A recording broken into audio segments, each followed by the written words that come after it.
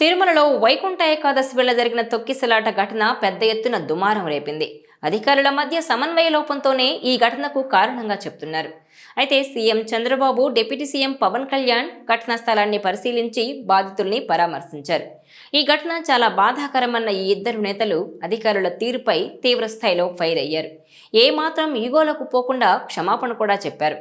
అయితే టీటీడీ పాలక మండలి అధికారులు కూడా క్షమాపణలు చెప్పాల్సిందేనన్నారు పవన్ కళ్యాణ్.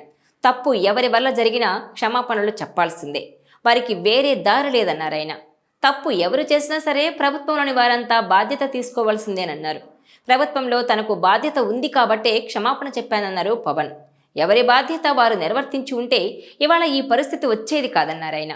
తిరుమల ఘటనతో చాలా బాధపడ్డానన్న పవన్ కళ్యాణ్ వీఐపీ ట్రీట్మెంట్ తగ్గించి కామన్ మ్యాన్ ట్రీట్మెంట్ పెరగాలన్నారు.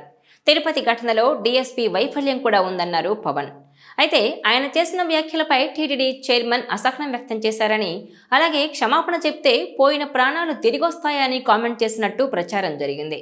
ఆ తర్వాత పిఠాపురంలో పర్యటించిన పవన్ కళ్యాణ్ మరోసారి కీలక వ్యాఖ్యలు చేశారు. తిరుమల ఘటనపైన ఆయన సంచలన వ్యాఖ్యలు చేశారంటున్నారు. తిరుమల తొక్కిసలాట ఘటనపై టీటీడీ చైర్మన్, బోర్డు సభ్యులు, అధికారులు కూడా బాధితులకు క్షమాపణ చెప్పాల్సిందేనని, ప్రతి బాధితుడి ఇంటికి వెళ్లి వారి కుటుంబీకులను పరామర్శించాలన్నారు.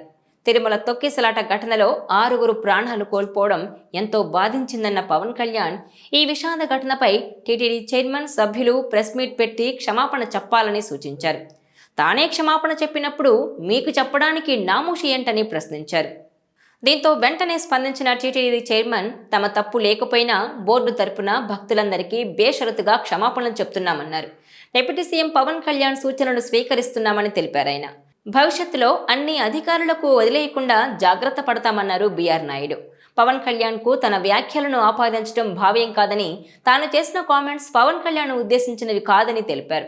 ఘటన జరిగిన వెంటనే మీడియా ముఖంగా భక్తులకు, మృతుల కుటుంబాలకు క్షమాపణ చెప్పానన్నారు. ముఖ్యమంత్రి, ఉప ముఖ్యమంత్రి, మంత్రులు, కమిటీ కంటే ముందుగా టీటీడీ పాలక మండలి క్షమాపణలు చెప్పడం జరిగిందని ఆయన గుర్తు చేశారు. అసత్య ప్రచారాలను తీవ్రంగా ఖండిస్తున్నానని, క్షమాపణల గురించి అనవసరమైన అసత్య ప్రచారాలు మానుకోవాలని బీఆర్ నాయుడు కోరారు. ఇక మృతుల కుటుంబాలకు ఒక్కొక్కరికి 25 లక్షలు, తీవ్రంగా గాయపడ్డ వారికి 5 లక్షలు, గాయపడ్డ వారికి 2 లక్షలతో పాటు మృతుల కుటుంబ సభ్యుల చదువులకు టీటీడీ భరిస్తుందని ప్రకటించారు.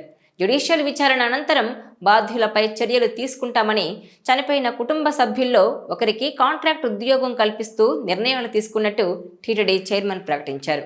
ఈ వీడియో మీకు నచ్చినట్లయితే please share, like and subscribe R24 Telugu.